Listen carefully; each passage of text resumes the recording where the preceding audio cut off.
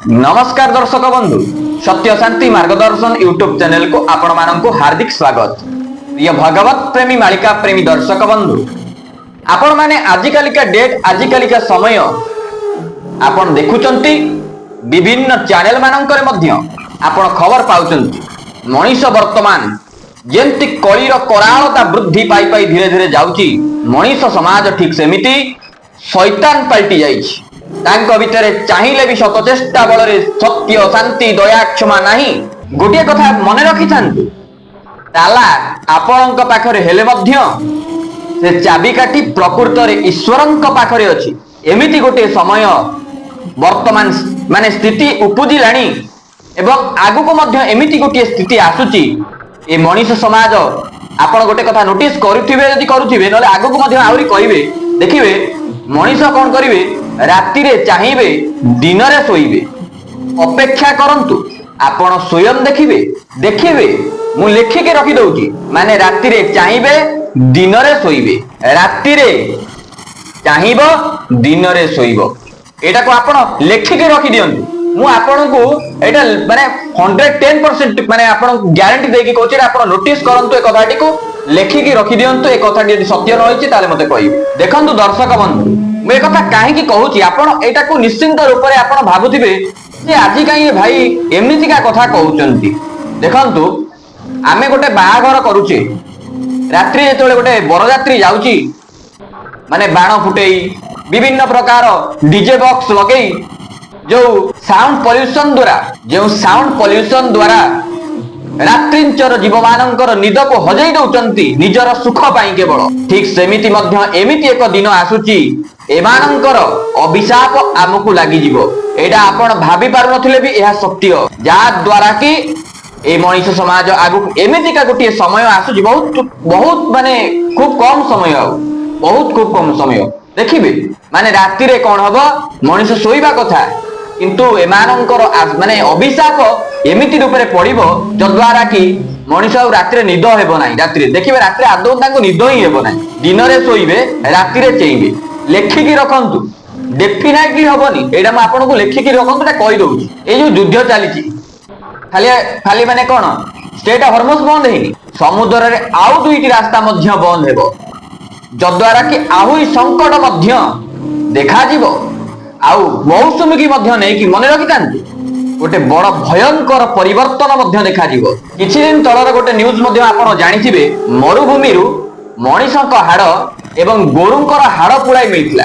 ए सब एमिति मिलिबार माने कोन, एथिरु एहा जणा पडुची जे आगुरु सेठारे जनसमाज बसती सब थिला, किंतु वर्तमान ताहा दुर्भिक्ष प्राय मरुभूमि रे पाइछि साथी। ठीक सेमिति जो जगह रे कि मरुभूमि अछि से जगह ठीक सेमिति जो जगह रे कि जनसंख्या अछि से जगह मरुभूमि होई जिवो। आ आगु को मध्य एमिति गोटे समय संकट स्थिति आसुची, ओडिशा समेत भारत समेत सारा विश्व ब्रह्मांड देखिबो। एटा कथा कोन से प्रेडिक्शन टी हेउची, समस्त वृक्षलता जळी जिवो, खुंटा प्राय होई जिवो। संपूर्ण रूप रे आपण देखिबे सबुजतारे भरिथिबा ए सुंदर परिवेश जेमिति कि जळी पड़ी भस्म हो जाइछि। काहे कि एमिति होउची, केवल ए मनीष समाज पाई। सेमाने जदि प्रत्येक दिन गोटे गोटे वृक्षलता लगान्ते, आउ सत्य धर्म न्याय नीति रे रुहन्ते, तेबे ए परिस्थिति केबे भी आसंता नाही। किंतु तार विपक्ष करी वर्तमान मनीष समाज निज गोड़े निजे ही कुराही मार। बाहर देश रे जो क्षेपणास्त्र मार माने चलची, माने विपक्ष देश रे जो क्षेपणास्त्र प्रहार चलची, किंबा कौनसी प्रकार माने जावतीय जो पॉलिथिन जो लोक माने कौन करचंती, अलिया आवर्जना को जळी दोचंती। ता द्वारा कौन होची, जो ब्लैक कलर जो धुआं बाहरुची ताहा जाई कि वायुमंडलर उपरिस्थ भाग रे मिसी जाउची, जद्वारा कि कौन हेबो, पवन एवं वर्षा द्वारा ही ताहा भूपृष्ठ को आसीबो। गोटे कथा जानंतु, एरा कोन पढिचंती साइंस माने वैज्ञानिक माने भी मध्य वैज्ञानिक मतानुसारे जोटा कि विज्ञान मत दउची, सेटा को आपण भल भाबरे जानिचंती। खास एइति पई कोन हेबो, गछ गुडा धीरे धीरे थुंटा होई जिवो, पत्र गुडा माने सुखी जिवो, रोगुणा टाइप रो होई जिवो। एही सब परिस्थिति देखा जिवो। जदि आपण माने प्रत्येक घरे जदि होम करते भल घी ଭଲ ଘିଅରେ ଯଦି ଆପଣ ମାନେ ଟିକେ ଟିକେ ହୋମ କରନ୍ତି ଶୁଦ୍ଧ ଦେଶୀ ଗାଈ ଘିଅରେ, କିମ୍ବା ଆପଣ ଯଦି ଦୀପଟିଏ ପ୍ରଦାନ କରନ୍ତି, ତାକୁ ଦେବାଦେବୀ ପାଆନ୍ତି ନାହିଁ, ତାକୁ ସ୍ୱୀକାର କରନ୍ତି ଅବଶ୍ୟ, କିନ୍ତୁ ତାହା ବାୟୁମଣ୍ଡଳରେ ମିଶି ବାୟୁମଣ୍ଡଳରେ ଥିବା ଅପରିଷ୍କାର ଯୋଉ ବାୟୁକୁ ତାହା ଶୁଦ୍ଧତା କରିଥାଏ। ଯଦି ଗୋଟିଏ ଦେଶୀ ଗାଈ ଘିଅ ମାନେ ଭଲ ଘିଅରେ ଯଦି ଆପଣ ଟିକେ ହୋମ କରିଦଉଛନ୍ତି କିମ୍ବା ଦୀପଟିଏ ପ୍ରଦାନ କରୁଛନ୍ତି, ତାହା ନିଶ୍ଚିନ୍ତ ରୂପରେ ଏ ଅଶାନ୍ତ ବାତାବରଣକୁ ତାହା ଶାନ୍ତ କରିଥାଏ। କିନ୍ତୁ ଘିଅରେ ବି ମଧ୍ୟ ଦେଖନ୍ତୁ ଭେଜାଲ ବାହାରିଲା, କି ଡେଟ୍ ଆଜ୍ଞା ଆସି ପହଞ୍ଚିଗଲା, ମାନେ ମଣିଷ ସମାଜ ସମ୍ପୂର୍ଣ୍ଣ ବିଷ ବିଷ ମାନେ ଦେଖନ୍ତୁ ଗୋଟେ ମଣିଷ ଆଉ ଗୋଟେ ମଣିଷ କେମିତି ମାରିବାକୁ ଷଡଯନ୍ତ୍ର, ମାନେ ଘିଅରେ ଦେଖନ୍ତୁ ପାମୋଲିନ ଅଏଲ ସବୁ ମିଶୁଛି। ଏଇ ଗତ ସପ୍ତାହରେ ଗୋଟେ ଘିଅ ଜଣେ ଆଣିଥିଲେ, ସେ ଘିଅ ଆପଣ ବିଶ୍ୱାସ କରିପାରିବେନି, ମୁଁ ପ୍ୟାକେଟ ଯେତେବେଳେ ଖୋଲି ଦେଇଛି ଅତ୍ୟନ୍ତ ବ୍ଲାକ୍ କଲର ବାହାରିଲା। ମାନେ ଦେଖନ୍ତୁ କେମିତିକା ବିଷ, ତାହା ମଧ୍ୟ ମାନେ ଗୋଟେ ବିଣ୍ଡା ଟାଇପ ର ହେଇଯାଇଥିଲା, ତରଳିଲାନି ମଧ୍ୟ, ଏତେ ହାର୍ଡ ମାନେ ସେ ଘିଅଟି। ଦେଖନ୍ତୁ ଖାଲି ଘିଅ ନୁହେଁ, ସମସ୍ତ ଖାଦ୍ୟ ପଦାର୍ଥ ସବୁ କିଛି ଆଜ୍ଞା ସବୁ କିଛି ବିଷାକ୍ତ ହୋଇସାରିଛି, କେବଳ କେବଳ ମଣିଷ ସମାଜ ପାଇଁ। ମୁଁ କାହିଁକି କହୁଛି ମଣିଷ ସମାଜ, ନିଜ ଗୋଡରେ ହିଁ ନିଜେ କୁରାଢି ମାରୁଛନ୍ତି। ଯଦି ବେଳ ଥାଉ ଥାଉ ଏମାନେ ନ ସୁଧରନ୍ତି ତ ନିଶ୍ଚିନ୍ତ ରୂପରେ ଦେଶ ଗୋଟିଏ ବିପତ୍ତି ଆଡକୁ ଗତି କରିବ। ଆଉ ବାକି ରହିଲା ତୃତୀୟ ବିଶ୍ୱଯୁଦ୍ଧ କଥା। ଦେଖିବେ ଦର୍ଶକ ବନ୍ଧୁ, এই ତୃତୀୟ ବିଶ୍ୱଯୁଦ୍ଧ ଅତ୍ୟନ୍ତ ଭୟଙ୍କର ହେବ। ଆପଣ ମାନେ ଗୁପ୍ତଖେଦା ମାଳିକା ପଢନ୍ତୁ କିମ୍ବା 13 ଜନ୍ମ ଶରଣ ବିଭିନ୍ନ ପୁସ୍ତକରେ ଆପଣ ତୃତୀୟ ବିଶ୍ୱଯୁଦ୍ଧ ମାନେ ବାବଦରେ ଟିକିନିକି ଖବର ଆପଣ ପାଇପାରିବେ। ସ୍ୱୟଂ ଅଚ୍ୟୁତାନନ୍ଦ ମହାପୁରୁଷ ଆମର ଗୁପ୍ତଖେଦା ମାଳିକାରେ ଗୋଟିଏ ଅତ୍ୟନ୍ତ ଗୁପ୍ତ କଥାଟିଏ କହିଦେଇ ଗଲେ। କଣ କହିଲେ? ଖାଦ୍ୟ ବସ୍ତୁ ପାନୀୟରେ ଏ ଶରୀର ଗଢା, ବୁଝୁଥିବେ ଟିକେ, ନ ମିଳିଲେ ତୁଇ ହେବୁ ବଳଦ ଯେ ହଡା। ସବୁ ବିଷମୟ ହେବ ବିଷାକ୍ତ ବାୟୁରେ, ନିଶ୍ୱାସ ପ୍ରଶ୍ୱାସ ଚଳେ ବିଷ ପବନରେ। ଆସିବ ରୋଗ ଯନ୍ତ୍ରଣା ହୃଦ ରୋଗ ଜାଣ, ବାୟୁରୁ ଶୋଷିଲେ ତୁହି ବିଷର ପବନ। ଛାଏଁ ଛାଏଁ ମୃତ୍ୟୁ ହେବ ହୋଇହିନି ମାନ, ଅଣ୍ଡାଳୁ ଥିବୁ ତୁ ପାଣି ପୁଣି ଅମ୍ଳଜାନ। ଆହା କି ବିଭତ୍ସ ଦୃଶ୍ୟ ଜନ ଦେଖୁଥିବେ, କୁକୁର ବିଲେଇ ଯେ ସନେ ଡହଳ ବିକଳେ। ହାଟ ବଜାର ଯେ ସବୁ ବନ୍ଦ ହୋଇଯିବ, ଯାହା ତ ମିଳିବ ତାହା ଯଥେଷ୍ଟ ନଥିବ। ଏଠି କଣ କହିଲେ? ଖାଦ୍ୟ ବସ୍ତୁ ପାନୀୟରେ ଏ ଶରୀର ଗଢା, ନ ମିଳିଲେ ତୁଇ ହେବୁ ବଳଦ ଯେ ହଡା। ଯଦି ଉପଯୁକ୍ତ ଖାଦ୍ୟ ପୋଷକ ତତ୍ତ୍ୱ ଆପଣଙ୍କ ଶରୀରକୁ ମିଳିବ ନାହିଁ, ଆପଣ ବାହାରୁ ମଜବୁତ ଦେଖା ହେଇପାରନ୍ତି କିନ୍ତୁ ଭିତରେ ସମ୍ପୂର୍ଣ୍ଣ ଫମ୍ପା ହୋଇଯିବେ। ସବୁ ବିଷମୟ ହେବ ବିଷାକ୍ତ ବାୟୁରେ, ନିଶ୍ୱାସ ପ୍ରଶ୍ୱାସ ଚଳେ ବିଷ ପବନରେ। ଯଦି ବାୟୁ ବିଷାକ୍ତ ହେଇଗଲା, ମୁଁ ଆପଣଙ୍କୁ କହୁଥିଲି ବା, ମୁଁ କିଛି ପ୍ରମାଣ ନ ଦେଇକି କିଛି କଥା ମୁଁ ଆପଣଙ୍କୁ କହେନି। ଏ କଥା ଗୁପ୍ତଖେଦା ମାଳିକା ଆପଣ ଆଣିବେ, 59 ନମ୍ବର ପେଜ ଖୋଲିଦେବେ, ସମ୍ପୂର୍ଣ୍ଣ ସ୍ପଷ୍ଟ ରୂପରେ ତାହା ଲେଖା ଯାଇଛି। ସବୁ ବିଷମୟ ହେବ ବିଷାକ୍ତ ବାୟୁରେ। ବିଷମୟ କଣ ହେବ କହୁଥିଲି ବା, କ୍ଷେପଣାସ୍ତ୍ର ଅସ୍ତ୍ର ହେଉ କିମ୍ବା ଆମର ଜରି ପଲିଥିନ ଏସବୁ ଜାଳିକି ଯୋଉ ବିଷାକ୍ତ ବ୍ଲାକ୍ କଲରର ଯୋଉ ଧୂଆଁ ବାହାରୁଛି, ସମ୍ପୂର୍ଣ୍ଣ ରୂପରେ ଏହା ବାୟୁକୁ ବିଷାକ୍ତ କରିଦଉଛି। ଯଦ୍ୱାରା କି କଣ ହେବ, ନିଶ୍ୱାସ ପ୍ରଶ୍ୱାସ ଚଳେ ବିଷ ପବନରେ। ଆପଣ ଯୋଉ ନିଶ୍ୱାସ ପ୍ରଶ୍ୱାସ ନଉଛନ୍ତି, ତାହା ସମ୍ପୂର୍ଣ୍ଣ ରୂପରେ ବିଷାକ୍ତ ପବନକୁ ହିଁ ଆପଣ ନଉଛନ୍ତି। ଆସିବ ରୋଗ ଯନ୍ତ୍ରଣା ହୃଦ ରୋଗ ଜାଣ, ଆକୁ ଯଦି ଆପଣ ମାନେ ନେଲେ, ତେବେ ଆପଣଙ୍କର ହୃଦ ରୋଗ ହାର୍ଟ ଆଟାକ ଯୋଉଗୁଡା କହୁଛନ୍ତି ବର୍ତ୍ତମାନରେ, ହାର୍ଟ ଆଟାକ ହେବ। ବାୟୁରୁ ଶୋଷିଲେ ତୁହି ବିଷର ପବନ।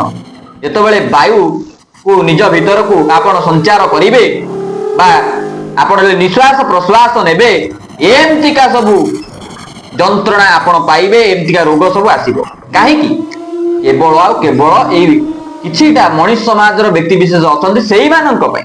ଯଦ୍ୱାରା କି କଣ ହେବ, ମହାପୁରୁଷ କହିଲେ, ଛାଏଁ ଛାଏଁ ମୃତ୍ୟୁ ହେବ ହେଇହିନି ମାନ, ଅଣ୍ଡାଳୁ ଥିବୁ ତୁଇ ପୁଣି ଅମ୍ଳଜାନ। ମାନେ ଅମ୍ଳଜାନ ବର୍ତ୍ତମାନ ତୁ କଣ କରିବୁ, ପରିବେଶର ଅମ୍ଳଜାନ ଯୋଉଟା କି ଆପଣ ପାଇପାରିବେ ନାହିଁ, ତୁ ଖୋଜୁଥିବୁ ଆଉ କୋଉଠି ଯାଇକି ଅମ୍ଳଜାନ ମତେ କିଏ ଦବ, ଡାକ୍ତରଖାନା। ଏମିତିକା ସବୁ ଘଟଣାତୀତ ମାନ ଦର୍ଶକ ବନ୍ଧୁ ଦେଖାଯିବ। ତାପରେ କହୁଛନ୍ତି, ଆହା କି ବିଭତ୍ସ ଦୃଶ୍ୟ ଜନ ଦେଖୁଥିବେ, କୁକୁର ବିଲେଇ ଯେ ସନେ ଡହଳ ବିକଳେ। ହାଟ ବଜାର ଯେ ସବୁ ବନ୍ଦ ହୋଇଯିବ, ଯାହା ତ ମିଳିବ ତାହା ଯଥେଷ୍ଟ ନଥିବ। ହାଟ ବଜାର ସବୁ ବନ୍ଦ ହେଇଯିବ, ଯାହା ମିଳିବ ତାହା ଯଥେଷ୍ଟ ନଥିବ। କାହିଁକି? ଏ ସବୁଜ ତଟକା ପନିପରିବା ଆଗକୁ ଏମିତିକି ଗୋଟେ ସମୟ ଆସିକି ପହଞ୍ଚୁଛି ବା ପହଞ୍ଚିବ, ଯଦ୍ୱାରା କି ଆଉ ଆଉ ଏତେ ଉତ୍ପାଦନ ହେବ ନାହିଁ। ଜମି ଜମି ଯୋଉ ଅଛି, ଜମି ବାଡି ସବୁ ଯୋଉ ଅଛି, ଉତ୍ପାଦନ କ୍ଷମତା ସେଇ ବିଲରେ ଆଉ ରହିବ ନାହିଁ। କାହିଁକି କାହିଁକି ଗୋଟେ କଥା ଦୃଢ ଭାବରେ ଆପଣ ବୁଝନ୍ତୁ। ଆପଣ ମାନେ ଭାବନ୍ତୁନି ଯେ ଖାଲି ମହାପୁରୁଷ ଲେଖି ଦେଇଛନ୍ତି ଉପରେ ଉପରେ ସେମିତି ଖାଲି ଲେଖି ଦେଇଛନ୍ତି ଆଉ ତାର ମାନେ କିଛି ନାହିଁ। ଆପଣ ଅତ୍ୟନ୍ତରୁ ଅତ୍ୟନ୍ତ ତତ୍ତ୍ୱ ଭିତ୍ତିକ କଥା ମହାପୁରୁଷ ଲେଖିଛନ୍ତି। ଯୋଉ ଏ କଥାଟି ଲେଖିଲେ ହାଟ ବଜାର ବନ୍ଦ ହେଇଯିବ। କାହିଁକି ବନ୍ଦ ହେଇଯିବ? ଯାହା ମିଳିବ ତା ଯଥେଷ୍ଟ ହେବନି। ଏସବୁ କାହିଁକି ଯଥେଷ୍ଟ ହେବନି କାହିଁକି ଲେଖିଲେ? କାହିଁକି ନା ବିଲ ବାଡିରେ ଯୋଉ ରାସାୟନିକ ସବୁ ସାର ପଦାର୍ଥ ସବୁ ଦେଇକି ଉତ୍ପାଦନ କରାଯାଉଛି, ତା ଦ୍ୱାରା କଣ ହେଉଛି? ଫସଲ ତ ନିଶ୍ଚିତ ରୂପରେ ଫୁଲି ଯାଉଛି, ବହୁତ ଭଲ ଆକାରର ମଧ୍ୟ ଆପଣ ପାଇପାରୁଛନ୍ତି, କିନ୍ତୁ ବିଷ ସବୁ ଗ୍ରହଣ କରୁଛନ୍ତି। ଦ୍ୱିତୀୟ କଥା ହେଉଛି ଏହା ଦ୍ୱାରା ଜମି ବିଲ ବାଡିର ସବୁ କଣ ହଉଛି? ଉର୍ବରତା ହ୍ରାସ ପାଉଛି। ଏହାକୁ ଯୋଉ ବର୍ତ୍ତମାନ ମଣିଷ ସମାଜ କରୁଛନ୍ତି, ଧୀରେ ଧୀରେ ଧୀରେ ଧୀରେ କରି ଦେଖିବେ ତଦ୍ୱାରା କଣ ହେବ? ସମ୍ପୂର୍ଣ୍ଣ ରୂପରେ ବିଲ ବାଡିର ଉତ୍ପାଦନ କ୍ଷମତା ମଧ୍ୟ ହ୍ରାସ ପାଇଯିବ ଏଇ ରାସାୟନିକ ପଦାର୍ଥ ପାଇଁ, ରାସାୟନିକ ସାର ପାଇଁ। ତାପରେ କଣ କହୁଛନ୍ତି? ନ ଖାଇ ନ ପିଇ ତୁହି କେତେ ଦିନ ଯିବୁ, ଶେଷରେ ମୃତ୍ୟୁକୁ ତୁହି କ୍ରମେ ନିମନ୍ତ୍ରିବୁ। ମରିଯିବା ଶ୍ରେୟସ୍କର ବଞ୍ଚିବାଟା କଷ୍ଟ, ଆହେ ପ୍ରଭୁ ଜଗନ୍ନାଥ ମୋତେ ବାରେ ରଖ। ମରିଯିବାଟା ୟାଠାରୁ ଶତ ଗୁଣରେ ମଧ୍ୟ ଭଲ, କିନ୍ତୁ ବଞ୍ଚି ଥାଉ ତ ଏଇ ବିଷ ଯାକ ସବୁ ଆପଣ ଗ୍ରହଣ ଯୋଉ କରୁଛନ୍ତି ତାଠାରୁ ନର୍କ ଯନ୍ତ୍ରଣା ଆଉ କିଛି ବି ନାହିଁ। ଖାଦ୍ୟ ଅଭାବ ଶରୀର ବିନଷ୍ଟ ହୋଇବ, ସନ୍ତାନ ମାନଙ୍କ ଦୁଃଖ ମା ନ ଦେଖିବ। କରିବି ଯେ ଆତ୍ମହତ୍ୟା ନ ଦେଖିବି ଆଉ, କଷଣ ଦାରୁଣ ଦୁଃଖ ରୂପ ଦାଉ ଦାଉ। କିଏ କାହାକୁ ପଚାରେ ଭଲ ମନ୍ଦ କହି, ନିଜ କଥା ନିଜେ ନିଜେ ଜାଣୁଅଛି ସେହି। ଶସ୍ୟ ଦ୍ରବ୍ୟ ଯାହା ଥିଲା ସେତିକି ରହିଛି, କେତେ ଦିନ ଯିବ ଏହା ସରିଣ ଯାଉଛି। ତାପରେ ପଦାକୁ ପାଦ ବଢାଇବ ପୁଣ, କିଏ ଜମିଦାର ପୁଣି କିଏ ଚାଷୀ ଜାଣ। ମାନେ ଏସବୁ କଥା ଆପଣ ଗୁପ୍ତଖେଦା ମାଳିକାରେ ସମ୍ପୂର୍ଣ୍ଣ ରୂପରେ ସ୍ପଷ୍ଟ ରୂପରେ ପାଇଯିବେ। ତାପରେ କହୁଛନ୍ତି କଣ? ସବୁ ହେବେ ଏକାକାର ଯୁଦ୍ଧ ପରେ ପୁଣ, ଖାଦ୍ୟ ଦିଅ ଖାଦ୍ୟ ଦିଅ ହେବେ ହଇରାଣ। ଗମନାଗମନ ପାଇଁ ରାସ୍ତା ବନ୍ଦ ହେଲେ, କେ କଣ କରିବ ଗ୍ରାମ ଅଭାବ ପଡିଲେ। ସବୁ ତ ଦାରିଦ୍ର୍ୟ ମାଡ଼ ଖାଇ ଖାଇଥିବେ, ବେଡି ଉପରେ କରଡ଼ା ପଡିବଟି ଭଲେ। ଅଗ୍ନିରେଣୁ ନିଆଁ ହୁଳା ଶୂନ୍ୟରେ ଦିଶିବ, ଦିବସରେ ଏସବୁ ତ ବିଚିତ୍ର ଲାଗିବ। ଦିବସରେ ଏସବୁ ବିଚିତ୍ର ଲାଗିବ। ଏମିତିକା ଘଟଣାଚିତ ମାନେ ଏମିତି ଆକାରରେ ଆସିବ ଯଦ୍ୱାରା କି ମାନେ ମଣିଷ ପୂର୍ବ ଅବସ୍ଥାକୁ ଫେରିଯିବ। ବର୍ତ୍ତମାନ ଦେଖୁନାହାନ୍ତି ବାହ୍ୟ ଦେଶରେ ଯୋଉ ଯୁଦ୍ଧ ଚାଲିଛି, ବର୍ତ୍ତମାନ ଗ୍ୟାସର ସମସ୍ୟା ଏମିତି ହେଲାଣି ମଣିଷ ସମାଜ ଚୁଲିକି ଆସିବା ପାଇଁ ବାଧ୍ୟ, ରୋଷେଇ କରିବା ପାଇଁ ବାଧ୍ୟ। ରୋଷେଇ ନ କଲେ ଖାଇବେ କେମିତି? ଆଉ ବର୍ତ୍ତମାନ ମାନେ ମଡର୍ନିଷ୍ଟ ଯୋଉ ସବୁ ଅଛନ୍ତି ମା ମାନେ, ସେମାନେ କଣ କରୁଥିଲେ? ଖରାପ ଭାବିବେନି, ଯଦି ଦେଖୁଥିବେ ଖରାପ ଭାବିବେନି, ଗ୍ୟାସ ରେ କରୁଥିଲେ, ଚୁଲି ପାଖକୁ ଆଦୌ ଯାଉନଥିଲେ, ହାତରେ କଳା ଲାଗିବ। କିନ୍ତୁ ବର୍ତ୍ତମାନ କଣ ହେଲା? ଆପଣ ସେଇ ଚୁଲି ପାଖକୁ ହିଁ ଯିବେ, ନହେଲେ ଉପାସ ପଡିବେ। ଆପଣଙ୍କୁ ଖାଦ୍ୟ ତିଆରି କରି କିଏ ଦେବ? ଆପଣ ନିଜେ କରିବେ, ନିଜେ ଖାଇବେ। ଆପଣ ଖରାପ ଭାବିବେନି, କିନ୍ତୁ ପ୍ରକୃତ ସତ୍ୟ ହଉଛି ଏଇଆ। ତାପରେ ପ୍ରକୃତିର ରୂପ ଦେଖି ପ୍ରାଣ ଉଡିଯିବ, ଏଭଳି ଦୟାଳୁ ରୂପ କିଏ ସେ ଦେଖିବ? ସେଇ କଥା ଲେଖାଯାଇଛି। ଶୂନ୍ୟରୁ ଅଗ୍ନି ବରଷା ହେବ ବାରେ ଜାଣ, କୋଠା ଚାଳ ପୋଡି ଧ୍ୱଂସ ହୋଇଯିବ ପୁଣ। ଶୂନ୍ୟରୁ ଅଗ୍ନି ବର୍ଷା ହେବ, ଆର ଅର୍ଥକୁ ବୁଝନ୍ତୁ। ବର୍ତ୍ତମାନ ଯୋଉ ଗରମ ହଉଛି, ଆଉ ବର୍ତ୍ତମାନ ଯୋଉ ସୂର୍ଯ୍ୟଙ୍କର ତାପ ରଶ୍ମି ଏତେ ଆକାରରେ ଭୟାନକ ଆକାରରେ ମର୍ତ୍ତ୍ୟମଣ୍ଡଳରେ ପଡୁଛି, ଯଦ୍ୱାରା କି ମଣିଷ ସମାଜ କଣ ହଉଛି? ଆର୍ତ୍ତତ୍ରାଣ ପରିକା ତ୍ରାହି ତ୍ରାହି ଡାକିଲାଣି। ଆପଣ 11ଟା 12ଟା ବେଳେ ଟିକେ ପାଣି ରଖିଦେଇଥିବେ ବାହାରେ ଛାତ ଉପରେ, 3ଟା 3:30 ବେଳକୁ ଯେତେ ହାତ ମାରିବେ ସିଏ ହେଇଯାଇଥିବ ଏମିତି ମାନେ ଫୁଟିଲା ପାଣି ଫୁଟୁଥିବ। ଏସବୁ କାହିଁକି ହଉଛି? କାହିଁକି ଏସବୁ ହଉଛି? କେବଳ ଆଉ କେବଳ ମଣିଷ ସମାଜ ପାଇଁ। ଆପଣ ଭାବୁଥିବେ ମୁଁ ଆଜି ଖାଲି ଭିଡିଓରେ ମଣିଷ ସମାଜ କଥା କାହିଁକି କହୁଛି? ଦେଖନ୍ତୁ, ଆପଣ ଯାହା ଭାବୁଛନ୍ତି ଭାବନ୍ତୁ, କିନ୍ତୁ ଗୋଟିଏ କଥା ମନେ ରଖିଥାନ୍ତୁ, ଯଦି ଆପଣ ଏବେଠାରୁ ସତଚେଷ୍ଟା ବଳରେ ଆପଣ ଗୋଟିଏ ଗୋଟିଏ ବୃକ୍ଷଲତା ନ ଲଗାଉଛନ୍ତି, ତେବେ ଏହା ଆପଣଙ୍କ ପାଇଁ ତ ଯାହା ହାନିକାର ହେବ ହେବ, ସମସ୍ତ ସମାଜ ପାଇଁ ମଧ୍ୟ ହାନିକାର ହେବ। ପ୍ରତ୍ୟେକ ଦିନ କୋଉଠି ନା କୋଉଠି ନିଶ୍ଚିତ ରୂପରେ ବୃକ୍ଷରୋପଣ କରନ୍ତୁ। ଖାଲି ବୃକ୍ଷରୋପଣ କରିଦେଲେ ହେବ ନାହିଁ, ତାର ଯତ୍ନ ବି ନିଅନ୍ତୁ, ସତଚେଷ୍ଟା କରନ୍ତୁ, ତେବେ ଯାଇକି ଆପଣ ତ୍ରାହି ପାଇପାରିବେ। ଗ୍ଲୋବାଲ ୱାର୍ମିଂ ଠିକ ରୂପରେ ରହିପାରିବ। ତାପରେ କଣ କହୁଛନ୍ତି? ସବୁ ତ ଦାରିଦ୍ର୍ୟ ମାଡ଼ ଖାଇ ଖାଇଥିବେ, ବେଡି ଉପରେ କରଡ଼ା ପଡିବଟି ଭଲେ। ଅଗ୍ନିରେଣୁ ନିଆଁ ହୁଳା ଶୂନ୍ୟରେ ଦିଶିବ, ଦିବସରେ ଏସବୁ ତ ବିଚିତ୍ର ଲାଗିବ। ଅଗ୍ନିରେଣୁ ନିଆଁ ହୁଳା ଶୂନ୍ୟରେ ଦିଶିବ, ମାନେ ଅଗ୍ନି ବର୍ଷା ହେବ। ଅଗ୍ନି ବର୍ଷା ଆଜ୍ଞା ହବ ଯଦ୍ୱାରା କି ମଣିଷ ସମାଜ ସମ୍ପୂର୍ଣ୍ଣ ରୂପରେ ଆର୍ତ୍ତତ୍ରାଣ ପରିକା ତ୍ରାହି ତ୍ରାହି ଡାକିବ। ତାପରେ କଣ କହୁଛନ୍ତି, ଧନ ସମ୍ପତ୍ତି ଓ ଟଙ୍କା ଯାହା ଅଛି ଜମା, ସବୁ ଜୀବ ପୋଡି ଭାଇ ନିଆଁର ଗଞ୍ଜଣା। ଚଉଦିଗେ ନିଆଁ କାହୁଁ ଦଗ୍ଧ ଏ ଧରଣୀ, ଓଦା କଞ୍ଚା ନ ମାନିବ ସବୁ ଖାଏ ଅଗ୍ନି। ଓଦା କଞ୍ଚା ଯାହା ଥିବ ସବୁ କିଛି ଅଗ୍ନିରେ ଭସ୍ମ ହୋଇଯିବ। ମାନେ ଏ ଭୀଷଣ ତାପ ଯଦ୍ୱାରା କି ମଣିଷ ସମାଜ ନୁହନ୍ତି, ଠାବେ ଠାବେ ମଧ୍ୟ ବୃକ୍ଷଲତା ମଧ୍ୟ ଜଳି ପୋଡି ଭସ୍ମ ହୋଇଯିବ। ମାନେ କଞ୍ଚା କଞ୍ଚା ଗଛ ବି ମଧ୍ୟ ଭସ୍ମ ହୋଇଯିବ। ଏସବୁ ଆପଣ ଧୀରେ ଧୀରେ ଦେଖିବାକୁ ପାଇବେ। ତ ଯଦି ଆପଣ ପ୍ରଭୁଙ୍କର ନାମକୁ ନଉଛନ୍ତି, ତେବେ ନିଶ୍ଚିନ୍ତ ରୂପରେ ଆଉ ଏଇ ସତମାର୍ଗ କାର୍ଯ୍ୟ ଗୁଡିକ କରୁଛନ୍ତି, କଣ ବୃକ୍ଷରୋପଣ କରିବେ, ସତ୍ୟ ଶାନ୍ତି ଦୟା କ୍ଷମା ଏ ଚତୁର୍ବିଧ ସାଧୁଙ୍କ ମହିମା ଆପଣ ଏସବୁଥିରେ ରହିବେ। ପ୍ରଭୁଙ୍କର ନାମକୁ ଯଦି ଆପଣ ସ୍ମରଣ କରିବେ, ଅବଶ୍ୟ ସତ୍ୟ ମାର୍ଗରେ ଯିବା ଅତ୍ୟନ୍ତ କଠିନ କଷ୍ଟକର ଅବଶ୍ୟ, କିନ୍ତୁ ଆପଣଙ୍କର ନୌକା କେବେ ବି ବୁଡିବ ନାହିଁ। ଏଇଟାକୁ ମୁଁ ଲେଖିକି ମାନେ ଲେଖିକି ରଖନ୍ତୁ ଏଇଟା ଆପଣ।